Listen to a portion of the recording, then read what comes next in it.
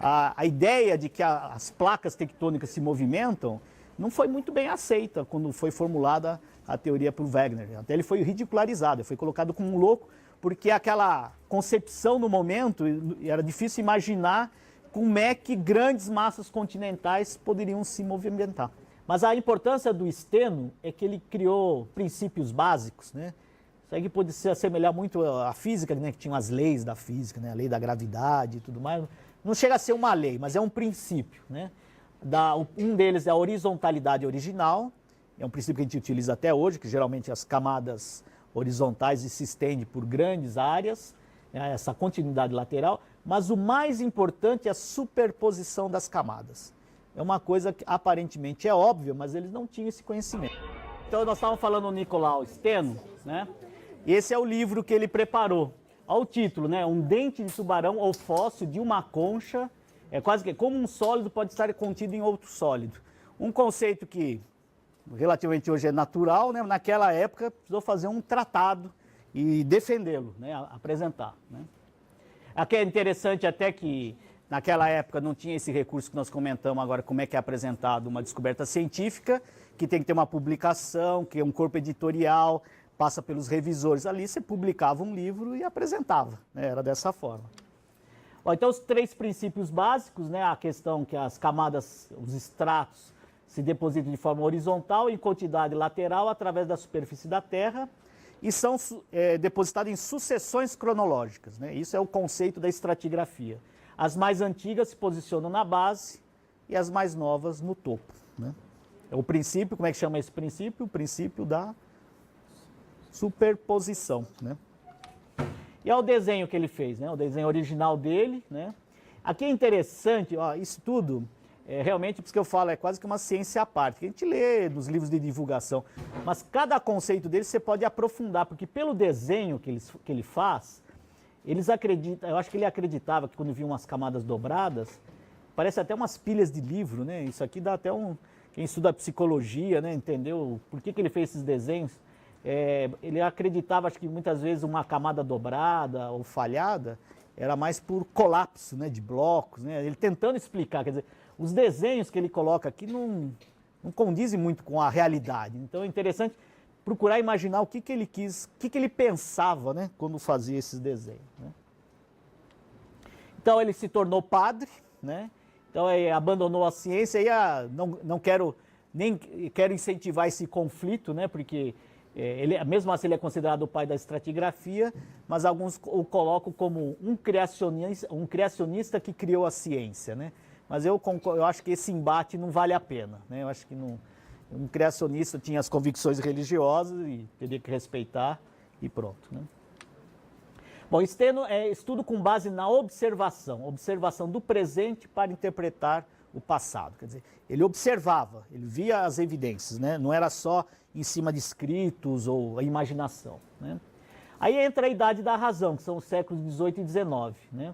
É uma separação gradual entre o pensamento científico e o mundo medieval, dominado pelo sobrenatural para explicar a natureza, né? Começa a se fazer ciência propriamente dito, né?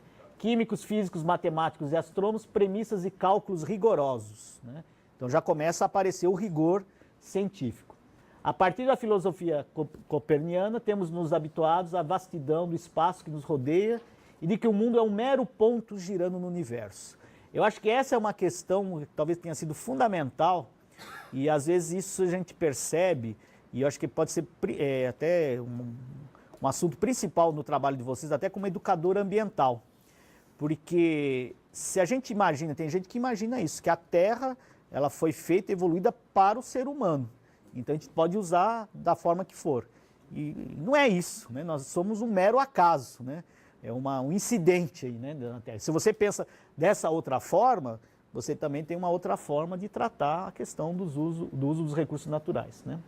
Então, o naturalista, observação de rocha, aquilo que eu falei, a pedra, né, os fósseis, plantas e animais e processos reais que ocorrem na superfície terrestre. Erosão, vulcanismo, né? Só que o grande problema era que eles tinham, era limitado, né, os recursos que eles tinham, né, na época. Os valores estimados da idade da Terra aumentam em várias ordens de magnitude, né? Quer dizer, aquela concepção de que a Terra teria 10 mil anos, né, começa a não se sustentar.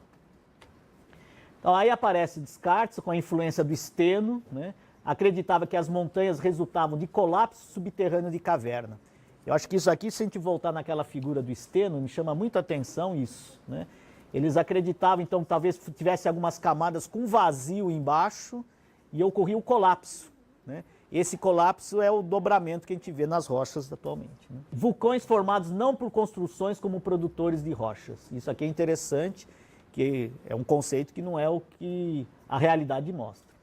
Esse pesquisador Morro, né, que é até o nome de uma descontinuidade no interior da Terra, que vocês vão estudar, estendeu o conceito das erupções vulcânicas para todas as ilhas e todas as montanhas, inclusive para rochas complexas lá da Britânia. Aí esse é o problema também, às vezes, na ciência, da generalização, né? Então, havia um vulcão e não todas as rochas são formadas por vulcão. Também não é assim, né? Então, até calcário, que é uma rocha sedimentar, vocês vão ver isso nos processos formadores de rocha, para ele tinha origem vulcânica, né? E é interessante que dá até para explicar isso, porque às vezes tem uns calcários pretos que parecem basalto, tem muito colorido. Então o aspecto da rocha é uma rocha sedimentar, mas ela tem um aspecto, a cristalinidade da rocha lembra uma rocha que foi formada pelo resfriamento de magma, né?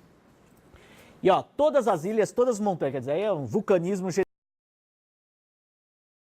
E aí interessante que voltou um pouco, né? Quer dizer, tinha uma linha dos naturalistas que procurava observação, mas era interpretação com base apenas em livros e especulações, quer dizer, teve um certo retrocesso na evolução da ciência, quer dizer, não foi algo que foi sempre evoluindo, acabavam tendo retrocessos, né?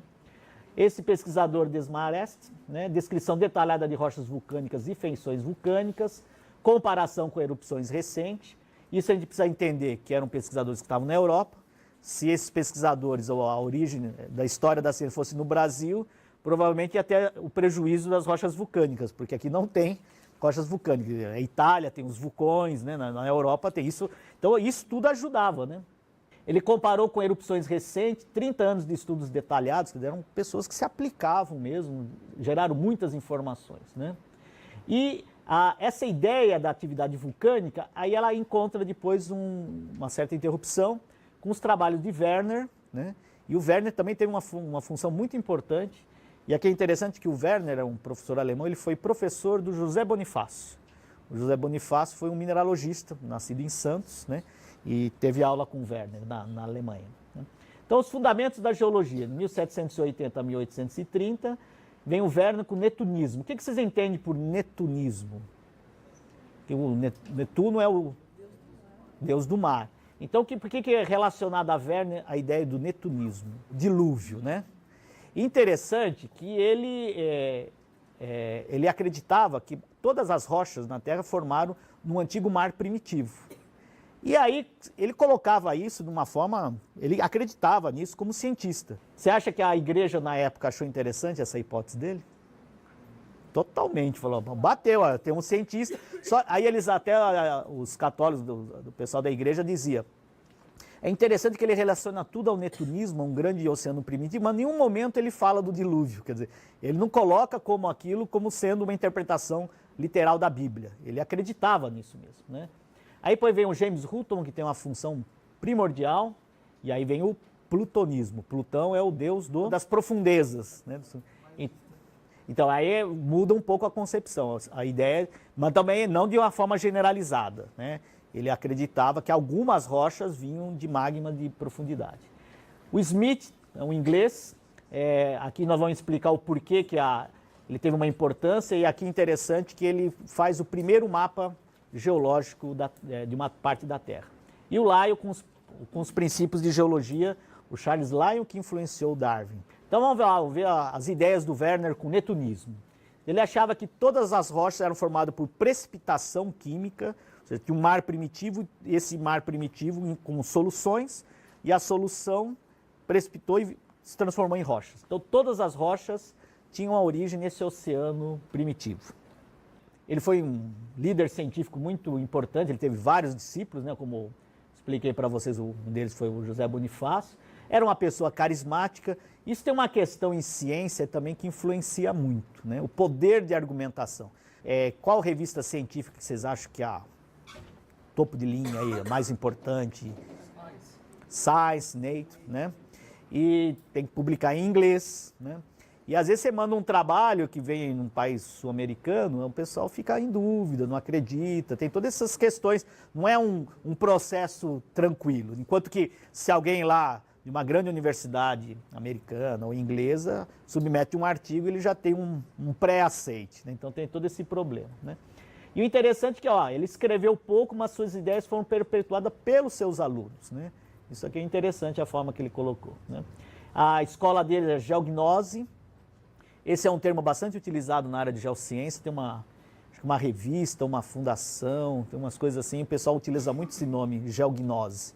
Principalmente os descendentes alemães, né? Os alemães veneram bastante o Werner, apesar de ser uma teoria que hoje não tem fundamento, mas ele teve um papel fundamental no conhecimento da geociência, né? E olha, novamente aquela divisão das rochas primárias, que seriam as primitivas, seriam todas aquelas... Então, como é que seria o modelo netunismo? Você tinha um oceano primitivo, mas tinha um oceano primitivo e tinha que ter rocha anterior. Aí as coisas não se encaixam direito, né? E essas rochas anteriores desse oceano teriam que estar presentes. Então, tinha alguma coisa, né? Não é um oceano em cima de nada, né? As secundárias, que seriam as estratificadas, seriam precipitados químicos e retrabalhamento das primárias por aquele mesmo oceano, e rochas resultantes da queima de calcário e carvão. Então, então ele tem essa divisão aqui, né? Então, as rochas que ele achava que eram do mar original. O granito, que é uma rocha tipicamente resfriamento de magma. As ardosas, né, que é aquelas, vocês conhecem, que é de piso, né? Basalto, que é forma por resfriamento de magma em superfície. Os mármores, todo mundo conhece o mármore, né? As pias, né? Xisto, vocês vão ser apresentados, uma rocha cheia de mica, né? E rochas sem fósseis. Aí ele criou as secundárias, que seriam aquelas estratificadas, que ele deu o nome de flutes, né? Calcários, arenitos conglomerados de carvão e o chalque, o retrabalhamento daquelas rochas primárias. As rochas vulcânicas. Mas é interessante que até no livro dele, eu precisava até pegar a figura, ele dá essa visão da estratigrafia da Terra, a subdivisão da Terra, como se fossem cascas de cebolas, né? Que você vai tirando, né? Daquelas que estão mais no interior, é o princípio da superposição, seriam as mais antigas, e as que tivessem mais na superfície seriam as mais novas.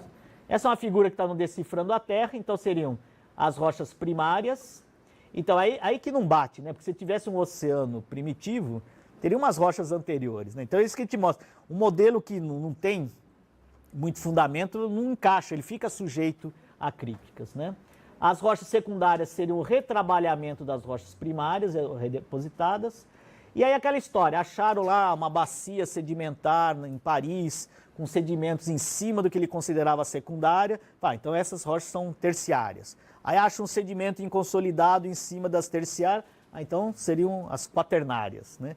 E aí tem um conceito interessante, que tem uma discussão, que quem define esses intervalos hoje de tempo geológico, período, até se manter o nome quaternário ou não, é uma comissão internacional de pesquisadores de geociência, tem delegados de cada país, uma instituição internacional baseada, tem sede na ONU, né, na Unesco, na Unesco, e eles se reúnem periodicamente para discutir algumas questões de tempo geológico e tem voto, né, tem uma briga entre os pesquisadores.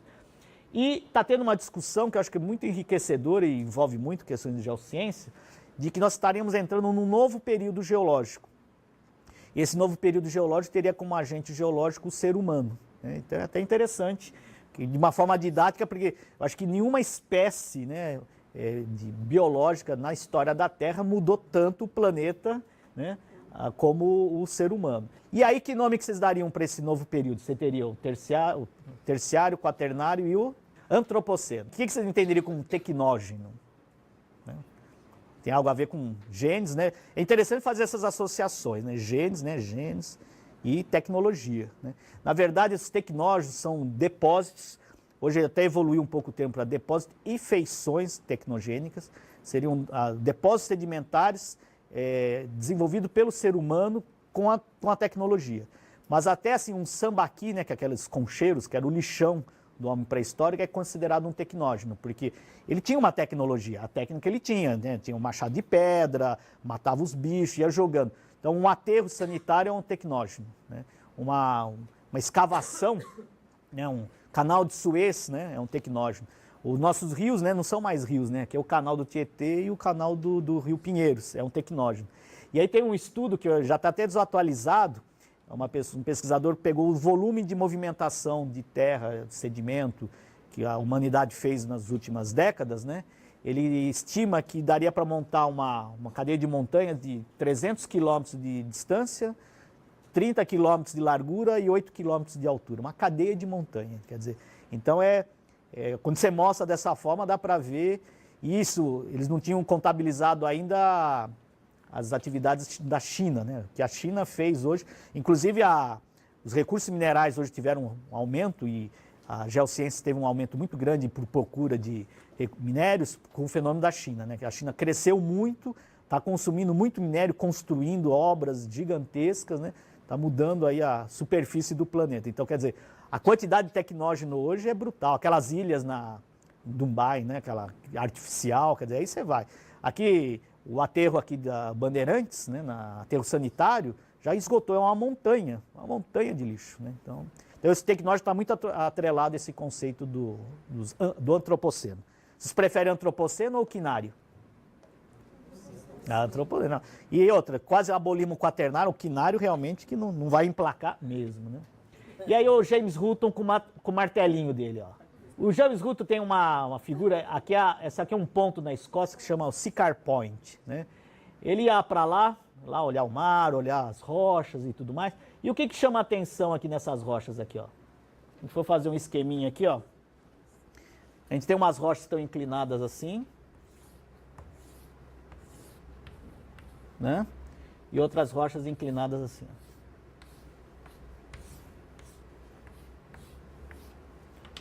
Dá para explicar essa configuração com um só mar primitivo, um evento só? E quantos ciclos você imagina que teria aí? Ciclos? Quantas histórias geológicas? Você pode dizer que essa história geológica aqui é a única dos dois? Essa aqui tem uma história e essa aqui tem uma outra história e toda essa conformação. Então, isso que ele ficou encafifado. Gente, então, aí que começou na história de geociência, não é simples, né? Tanto que numa só região, você tem dezenas de ciclos geológicos, de choque de placa, abertura de oceano, é uma coisa muito dinâmica, né? Então, ele ao observar essa situação, essa conformação, ele começou a formular essa ideia de vários ciclos geológicos, né? E outra coisa que ele observou é essa conformação, a rocha granítica, tá vendo? Até ele mesmo fez esse desenho, é claro que isso aqui é uma cópia, né, do desenho original dele, mas ele mostra que isso aqui, ó, tá vendo essa porção aqui do magma, né? Ele entrando no meio da rocha, né? Então ele começou a perceber que o granito não era uma rocha formada por um oceano primitivo, era um magma que solidificou. E o magma, como vem de profundidade, então ele viu que algumas rochas, não todas, tinham origem nas profundezas da Terra. E aí veio a outra concepção que é contrária ao do Werner, né? Como é que chamava do Werner? Era o netunismo. E a do James Hutton é o plutonismo, né? E aqui interessante a presença de um corpo do que seria essas rochas aqui, ó, por exemplo, esse pacote aqui de folhelho e calcário. Qual que vocês acham que é mais antigo aqui, o granito ou esse pacote aqui? O pacote de calcário e folhelho, o que é mais antigo? Isso, que ele já existia e teve a intrusão.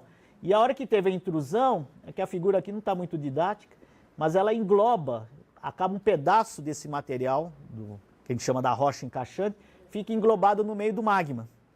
E isso a gente dá o nome de xenólito, né? Gente, quando vocês não souberem uma coisa, procura a palavra assim. Se tiver alguma pergunta lá na prova, o que é um xenólito? Um xenófobo é aquela pessoa que não gosta de estrangeiro, de palavra estranha. Então é um estranho, e lito, vocês vão se acostumar que a terminação ito é de rocha. Então, o próprio nome, é uma rocha estranha dentro de uma outra. Então, um xenólito é uma rocha estranha no meio do magma. É material da rocha encaixante que foi incorporado, né, no meio do magma. Aí a questão do Siccar Point, né? Então, dois ciclos, né? Dois ciclos de deposição, soterramento, dobramento, soerguimento e erosão, né? E aí é interessante que ele resolve de uma forma muito interessante a idade da Terra, que vocês vão ver, a forma que ele acaba resolvendo essa questão. Então, olha, primeiro, então, o que ele viu? Primeiro teve um ciclo, tinha uma rocha encaixante, teve a deposição, o soterramento, a deformação, formou uma montanha, foi erodido e sobre depois desse material erodido, outra deposição, outra deformação e outro ciclo de erosão, né? Isso num único ponto. Aí são os desenhos originais dele, né, que ele fez mostrando. E aí essa superfície que separa os dois pacotes com histórias bem distintas, a gente dá um nome muito, a gente utiliza muito, até hoje a gente chama isso de discordância, né? Então ele acabou tendo o interesse de procurar ciclos cada vez mais antigos, né, para contar a história da Terra. E aí ele resolveu a questão do tempo, que aquela ideia, tinha a ideia inicial, com base na Bíblia de 10 mil anos, depois via-se que aquele intervalo de tempo não dava para explicar vários fenômenos, sabia que a idade da Terra era superior, mas também não tinha condições, né? E ele criou a ideia do tempo profundo. Ele resolveu, não tinha nem início nem fim. Então, e é interessante que com isso ele conseguiu explicar os fenômenos. Se você tem algo que não tem começo e não tem fim, não tem uma idade, não tem o tempo definido. Aí vem uma parte do Will Smith, começa na época da Revolução Industrial na Inglaterra, e começam a fazer os canais, né? Na Inglaterra fizeram várias escavações de canais, e ao escavar os canais, lá as rochas todas horizontais, ele percebia que determinado extrato com determinado arranjo de fóssil ocorria num outro lugar. E ele sabia mais ou menos até, ó, se eu conhecendo o lugar que eu já escavei, embaixo tem uma rocha de uma cor diferente, se eu escavar aqui eu vou encontrar esse mesmo pacote. Então ele começou a trabalhar o princípio das relações estratigráficas, né? E ele fez um primeiro mapa geológico, né, com base na correlação dos fósseis e camadas guias, né? Eles geralmente tem um pessoal que trabalha em mineração, tem lá uma camada de uma argila azul muito característica, então ele usa aquilo lá como uma camada guia. Ele sabe que acima tem areia e abaixo tem conglomerado e para baixo tem carvão. Então ele usa esse conhecimento dele para fazer os modelos, né? E esse mapa geológico dele, né, com base nessas correlações, por exemplo, ele tinha uma camada que tem os fósseis de conchas, sobre elas sempre aparecem os fósseis de mamíferos, né? Só que numa outra região ele vê que entre as duas camadas tem uma camada com um fóssil de peixe, né? Então provavelmente essa camada aqui não se depositou por algum processo erosivo, né? E da mesma forma aqui, ó. Mas está vendo que a sucessão se mantém. E ele fez esse mapa da Grã-Bretanha. Esse é o primeiro mapa geológico e tem um livro sobre esse mapa, que eu sempre estou para ler, nunca falei, que é o mapa que mudou o mundo. E cada rocha ele relacionou uma cor com um nome, né? E a legenda. E isso até hoje é utilizado. Todo mapa geológico tem as cores, ou uma legenda e a representação, né? Bom, aí tem um outro princípio que ele criou. Esse é meio até polêmico, aqui merece um estudo mais aprofundado. Eu já até perguntei para algumas pessoas que estudam, a gente usa muito uma palavra que é uniformitarianismo e atualismo, né? Alguns lugares vocês vão ver que elas são utilizadas como sinônimos, e elas não são sinônimos, são coisas bem distintas. Primeiro, esse uniformitarismo é que as leis geológicas atuaram de maneira uniforme no passado. E a natureza e a velocidade dos processos geológicos não varia de modo significativo no tempo geológico. Ou seja, isso aí tem até uma visão, que a gente não vai entrar muito a fundo, mas chama catastrofismo. Tem alguns geólogos que são catastrofistas. Eles acreditam que os grandes depósitos não são por a deposição lenta e paulatina e contínua no mar e tudo mais. É assim, um tsunami, tem um grande evento de um terremoto e aí um grande evento de sedimentação, né? Então é ao contrário a essa ideia do uniformitarianismo, né? Mas tem esse outro conceito do atualismo, é que todas as ações geológicas do passado são similares às do presente. E ele é traduzido por essa frase clássica que é: o presente é a chave do passado. Isso aqui é um problema que a gente não pode, com o termo do planeta Terra, usar isso de uma forma muito ao pé da letra, literal. Vou dar um exemplo. A gente pode imaginar que há 600, 700 milhões de anos atrás, os oceanos recebiam pouco sedimento porque as áreas dos continentes estavam cheias de floresta há 700 milhões de anos atrás? Aí tem que ter um certo conhecimento da paleontologia de como é que era o planeta 700 milhões de anos atrás. Não tinha vida nos continentes. A incidência de raios ultravioleta era grande, não tinha floresta. E os mares, há 700 milhões de anos atrás, não tinha peixe. Eram só atividades microbianas muito primitivas, né? Então, qualquer chuva torrencial logo levava muito sedimento para os mares. Já agora, no Mesozoico, na era Mesozoica, que tinham floresta nos continentes, as chuvas torrenciais já não levavam tanto sedimento. Então, esse é o cuidado que a gente tem que ter de não levar o presente, né, a chave do passado, de uma forma muito literal. O que tem que ser utilizado? Eu acho que o princípio do uniformitarismo, ele funciona o seguinte: desde a origem da Terra, a lei da gravidade é como era até hoje, né? Ou seja, os rios, a água descia por gravidade. Então esse princípio se mantinha, mas tem que tomar um cuidado de que a paisagem, né, as formas que esses processos ocorriam no passado não eram iguais ao que ocorre hoje no presente, né? Mas isso é assunto para muita leitura e discussão. Eu realmente até hoje não vi nada de uma forma muito didática, e até às vezes alguns colocam de uma forma. E isso também eu acho que é interessante colocar para vocês, que muitos já fizeram outros cursos e tudo mais, mas quem veio só do ensino médio para a universidade, aqui muda muito, e às vezes acho que até alguns ficam meio receosos quando a gente fala, ó, tem essa ideia, mas outro acha que é outra. Eu falo, pô, o professor não sabe nada, né, aquela história. Porque a ciência é assim, né, não é a verdade absoluta. E eu não sei se às vezes a gente tinha essa imagem que o que está no livro é a verdade absoluta, né, e eu acho que isso, vocês até como futuros professores de ciência teriam que começar a pensar, a mudar isso. Que nenhum livro didático coloca várias hipóteses para alguma explicação, é aquela e pronto, né? E parece que eu acho que é para facilitar, porque põe, ó, decora isso, põe na prova, tal. Se o aluno começar a questionar muito, ele pode até tirar uma nota ruim, né? Então eu acho que essa é uma visão que a gente pode começar a mudar, mostrar. Hoje eu acredito, tenho seguido uma linha até pessoal minha, de dar mais ênfase à discussão do que à conclusão. Vou dar um exemplo para vocês. Tem uma teoria de que a Terra já tenha ficado totalmente congelada. Vocês já ouviram falar dessa teoria? Do Snowball Earth, né? E não uma vez, duas vezes. Mas não é a idade do gelo do desenho lá.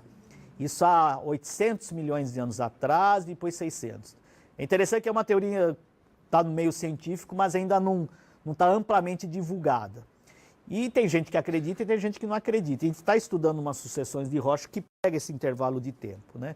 E aí às vezes as pessoas falam, o que você acredita? Você acha que você acredita na teoria de Snowball? Fala, não acredito e nem desacredito. Eu acompanho a discussão e conforme as evidências são mais fortes para um lado ou para o outro. Outra forma que ocorreu isso foi com que teoria que vocês já ouviram falar, bem catastrófica aí no passado? Qual o grupo de animal que entrou em extinção? Os dinossauros. Então a hipótese, né, da extinção dos dinossauros, uma delas é que a atividade vulcânica ou o impacto do meteorito, né? Mas mesmo assim tem gente que não acredita e formula outras teorias. São várias hipóteses, né? Aí os fundamentos da geologia, né, o conflito entre duas escolas de pensamento, o netunismo e o plutonismo, né, o netunismo do Werner e o plutonismo do James Hutton. Ele criou também um livro, fez um livro, né? Então é interessante que hoje, provavelmente, se procurar, deve ter os originais desse em PDF, né? Acho que é interessante para entender como é que ele escrevia, como é que ele entendia essas formações. Então ele acreditava, né, então, no tempo profundo, que foi muito importante, que algumas rochas ígneas intrusivas elas intrudiam, né, quer dizer, em rochas sedimentares. Isso é importante porque não é que ele generalizou que todas as rochas seriam formação a partir de magma. E principalmente essas mudanças contínuas e cíclicas, que ficam nessa questão que eu coloquei, que ainda é meio controvertido, de que forma realmente ele apresentou esses conceitos do atualismo e uniformitarianismo, né? E aí contrapõe-se a ideia do Werner de que todas as rochas teriam a origem no oceano primitivo e que alguns vulcões seriam produtos de queima de carvão. Interessante essa forma de colocar, né?